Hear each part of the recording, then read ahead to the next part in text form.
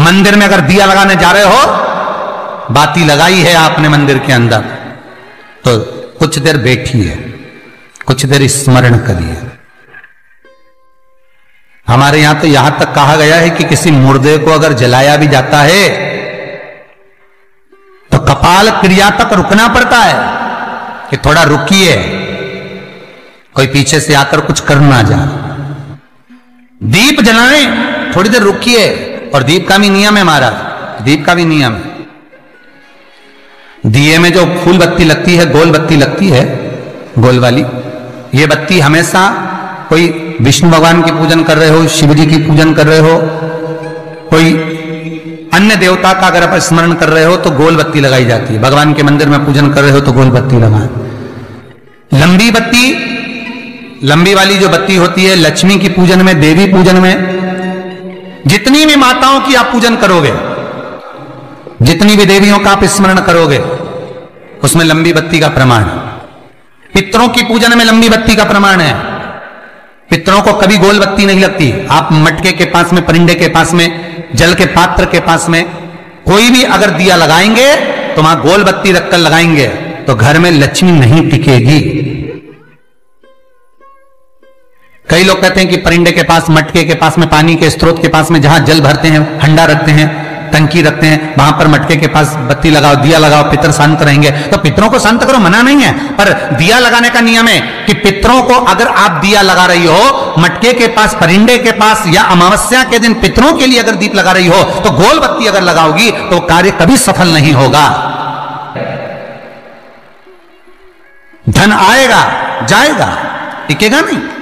इसलिए पितरों के लिए अगर दिया लगाना है, पूर्वजों के लिए दिया लगाना है, पितरों के लिए अगर दीप लगाना है तो लंबी बत्ती लगाइए, लंबी बत्ती। महाराज लंबी बत्ती का प्रमाण हमारे यहां शास्त्र का, गोल बत्ती का प्रमाण। और सुंदर चरित्र कहा, यदि आपके जीवन में बहुत ज्यादा लक्ष्मी से तकलीफ है, कष्ट बहुत ज्यादा है, या इसलिए शायद कहा जाता है कि भगवान को सर्वश्रेष्ठ कौन सा चंदन अच्छा लगता है। आपको पहले भी कथा में कहा, आगरा की कथा अगर किसी ने सुनी होगी तो उसमें वर्णन किया। भगवान को सर्वश्रेष्ठ चंदन कौन सा, भगवान को सर्वश्रेष्ठ चंदन कौन सा प्रिय है, वो कौन सा चंदन है जो भगवान विष्णु को लगाएं, राम को लगाएं, कृष्ण को लगाएं, वो कौन सा चंदन है जो श्री हरि को लगाया जाए। तो जीते जी भगवान विष्णु एक बार गले लगाते हैं, उसको कहते हैं हरि चंदन। कौन सा चंदन है? हरि चंदन। हरि चंदन बाजार में नहीं मिलेगा, हरि चंदन आपको बनाना पड़ेगा। कैसे बनाना है? तुलसी जब सूख जाए उसकी जड़ को निकाल लिया जाए, वो जड़ को पानी में धो लिया जाए, धोने के बाद उसको सिलबट्टे पर, पत्थर पर घिसा जाए और घिसकर उसमें थोड़ा सा कुंकू, रोली डालकर तैयार कर कर जो भगवान विष्णु के मस्तक पर, कृष्ण राम के मस्तक पर लगा देते हैं और उसकी एक बिंदी अपने हृदय पे लगा लेते हैं। जीते जी भगवान एक बार उसको गले लगाते ही हैं। हरि चंदन प्रियता। जैसे शिव महापुराण में रुद्र चंदन का भाव है, शिव महापुराण में रुद्र चंदन का प्रमाण दिया जाता है। अगर आपने लिंग पुराण पढ़ी हो तो उसका 5वां स्कंद अवश्य पढ़िएगा महाराज। और शिव महापुराण अगर पढ़ रहे हो तो उसका कुमार खंड पढ़िएगा, जिसमें रुद्र चंदन का प्रमाण है। रुद्र चंदन कैसा? रुद्र चंदन का प्रमाण कैसा? तो महाराज कहा, चंदन घिसकर, पीला चंदन घिसकर उस चंदन को 3 मुखी रुद्राक्ष पर लपेट लिया जाता है। 3 मुखी रुद्राक्ष पर उस चंदन को लपेटा जाता है। लपेटोगे उसके बाद उसको ऐसा गोल करोगे तो एकदम चिकना हो जाएगा, एकदम चिकना, ठीक है, एकदम चिकना हो जाएगा। और उस चंदन को आप शिवरात्रि के दिन, और कोई से भी महीने की शिवरात्रि, किसी भी महीने की हो, सब फलदायी होती है। अगर आप पंचांग में देखेंगे तो शिवरात्रि लिखी हुई आती है, हर महीने शिवरात्रि पड़ती है। किसी भी महीने की शिवरात्रि पर रुद्र चंदन, अर्थात जो चंदन का आपने 3 मुखी रुद्राक्ष में लेपन करा है, उसका गोला बनाया है, वो चंदन अच्छा मोटा मोटा कर लेना, अच्छा बढ़िया, ऐसा नहीं कि थोड़ा बहुत ही लगाओ, पूरा रुद्राक्ष दिखना नहीं चाहिए। पूरा लपेट कर उसको शंकर के शिवलिंग पर ले जाकर रख दीजिए और फिर धीरे धीरे शंकर भगवान का जल अभिषेक करना प्रारंभ कर दीजिए। वो चंदन पूरा धीरे धीरे शंकर के शिवलिंग पर डलना चाहिए। शंकर के मूल मंत्र श्री शिवाय नमस्तुभ्यम का जाप करिए। यह कहलाता है रुद्र चंदन। इस चंदन के अभिषेक से महाराज जो काम नहीं होता आप कर कर उस कार्य को प्राप्त कर सकते हो, सिद्ध कर सकते हो।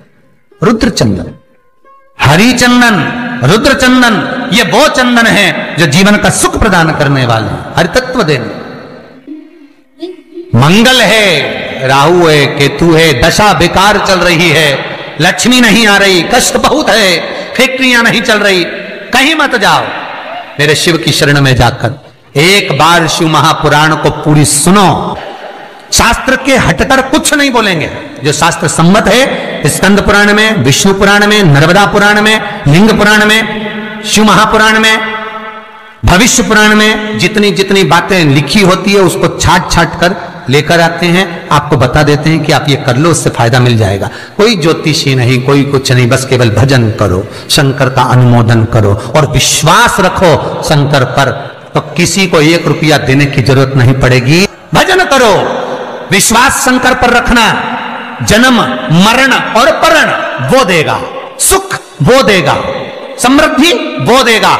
जिसके घर में बहु रिद्धि सिद्धि हो, जिसके घर में अमोद और प्रमोद पोते हो, जिसके घर में शुभ और लाभ दरवाजे पर बेटे बनकर विराजमान होते हो, जिसके घर में स्वयं अखंड सौभाग्य देने वाली पार्वती हो, जिसके घर में लक्ष्मी देने वाली लक्ष्मी बेलपत्र के पेड़ के नीचे झाड़ू लगाती हो, जो स्वयं सरस्वती को स्वर प्रदान करता है वो शंकर है।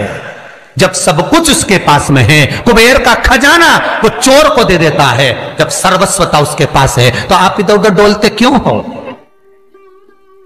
क्यों डोलो? उस पर विश्वास रखो। वो शंभु, वो शंकर, वो त्रिकालदर्शी, वो कैलाशी, वो अविनाशी सुख देगा, आनंद देगा। पाने का तरीका केवल उसको रिझाओ। जो मंदिर आपसे दूर हो, जिस मंदिर में कोई नहीं जाता, जिस मंदिर में कोई दिया तक नहीं लगाता, उस मंदिर में तुम जाओ और उस मंदिर में एक दिन जाकर प्रकाश कर आना, एक बार दिया जला कर आना, मंदिर की सफाई कर आना, शंकर जी पे जल चढ़ाकर उनको स्नान कराकर कोई पत्ती पेड़ पौधे की पास में तोड़ के चढ़ाया आना। 2-4 बार कर देखना कितना शांति, कितना धीरज, कितना आनंद, कितनी समृद्धि, कितनी लक्ष्मी मिलती है। तुम करोगे तुम्हारा पेट भराएगा, हम करेंगे हमारा पेट भराएगा। स्वयं करिए। तो ब्रह्मलोक के देवता ब्रह्मा हैं, बैकुंठ के देवता भगवान विष्णु हैं, और मृत्यु लोक का अगर कोई देव है तो वो महादेव है, केवल शंकर, केवल शिव, मृत्यु लोक का देव। अभी एक विचार करो, तुम्हारे घर में अगर थोड़ी सी तकलीफ आई तो सबसे पहले अमेरिका में लड़का रह रहा वो आएगा क्या? पूना में बच्चे रह रहे हैं वो आएंगे क्या? इंदौर में बेटी रह रही वो आएगी क्या? उज्जैन में कोई रह रहा है वो आएगा क्या? सबसे पहले वो आएगा जो तुम्हारे घर के पास होगा या घर के करीब में होगा, बिल्कुल लगा हुआ होगा या घर में होगा। अब आप कहां रहते हो? जितने लोग कथा सुन रहे हैं सही बताना, कहां रहते हो? पृथ्वी पर मृत्यु लोक में रहते हो। और पुकार किसको रहे हो? ब्रह्मलोक में। पुकार किसको रहे हो? बैकुंठ लोक में। पुकार किसको रहे हो? इंद्रलोक में। और जो घर के घर में रह रहा है, जो तुम्हारे पास में रह रहा है, जो मृत्यु लोक में रह रहा है, उसको तो बुला ही नहीं रहा। कई लोग कहते हैं मृत्यु लोक। कई लोगों की आदत है, पड़ोसन को तो खूब चाय पिलाएंगे, पड़ोसन की काठी के